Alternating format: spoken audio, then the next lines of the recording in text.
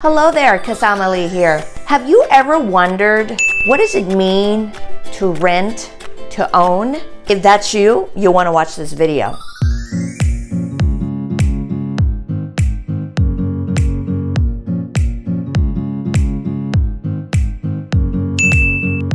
In the past week, I have had some questions coming in about renting to own. You might have heard it as lease with an option to own. Those are similar terminology. So I want to just kind of give you some basic guidelines and kind of the rules around what it means to rent to own.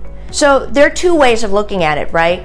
If you are a seller and you're considering renting to own, the question you would ask is this the right time in the marketplace to be doing that? Usually in renting to own or lease to option, it's when the market is kind of saggy, it's a little it's moving slow, and the seller, the property owner, may already have a tenant living in the property who is saving money, working really hard, trying to just get their down payment together. For whatever reason, maybe their credits are not ready for a financing option, applying for a loan, but they can pay rent. They can pay rent all day long, but they might have just come out of a foreclosure or a short sale, which was a different market than what we have right now. Because right now, sellers are equity rich. There's a lot of equity, and this is statistics nationwide, not just in Northern California, which is where I'm at. Okay. In a market where the seller is trying to preserve or trying to keep that tenant,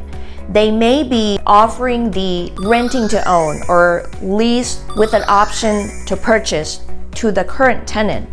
And how that would work is that the tenant would make, monthly payment, right? Monthly rent payment. And maybe a small percentage, might be in hundreds of dollars of that rent amount, may get applied towards the potential down payment should, let's say, the tenant decide to exercise the option to purchase. And from what I've seen, that lease with the option to purchase could be like 12 months or 18 months or maybe 2 years at the most, but usually it's not longer than that. The other characteristic of renting to own or lease with an option to purchase is that there's kind of a future set price. So with that tenant diligently making rent payment with a small portion, and that's an option, okay? Every contract is different, and that is really between the landlord and the tenant on what the agreed terms are. But let's say if there's a small amount that gets kind of credited, towards the future down payment of the purchase, there's a set future value, the purchase price, that is agreed upon by that particular seller to that particular tenant.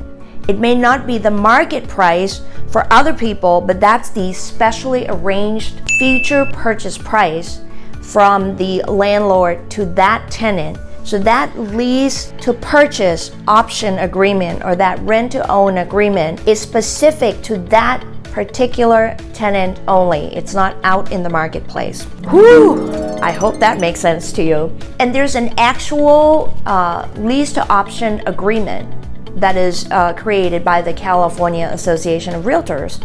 So if that were the case, it just has to be something that is mutually agreed upon by both parties, the property owner and the tenant who's renting. That would be one way to get into a lease with an option to purchase or a rent to own situation. Now, if you ask me, is this the type of market right now rent to own would come into play? And my general answer, okay, so again, every situation is different, so you need to just get with, if you're the tenant, you need to talk to your landlord. If you're the landlord, then you need to have that communication with your tenant. It may be the right thing for you. However, in this market, because it's such a strong seller market right now, there's a high demand. There are buyers everywhere, right? There are multiple buyers for every property that is on the market. Rent to own may not be the right thing. It's really not to the benefit of the seller.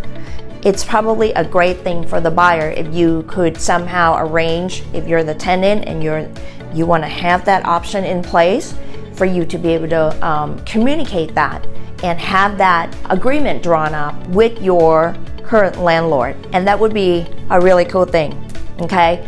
As long as I think that, for any situation in general, if there's a win-win in it, there's a win for the landlord to set it up that way, to know that, this is the type of family that I have known that has been great in paying rent. They just need time to kind of rebuild their credit, or for whatever reason, they're just not in position to get a loan right now. You're the landlord with a lot of heart, and you care about this family, and you want to make that commitment, and you want to structure that potential lease to own option to your current tenant. It's a beautiful thing, because in a way you win, because you are guaranteed a buyer in place. There may be some credit towards the excess amount of rent that is going towards their down payment. That tenant is probably taking care of that home as if it was going to be the home that they're going to buy. So there's pride of ownership and all of those things that would probably go into it from that tenant. And the win for the buyer is that your future, if you just decide to exercise that option to purchase the house, your future is guaranteed as a homeowner. You just gotta be diligent and be consistent. You're making your payments and save up your money so that when the time comes, you can actually exercise that option and become a homeowner and get the mortgage, get the financing approved so that you can purchase. And you already have been living in the house, so you already know the condition of the house. No surprises, right? I hope this was helpful to you. For more information about renting versus buying, here's a great video that you may want to watch it. Thanks for watching.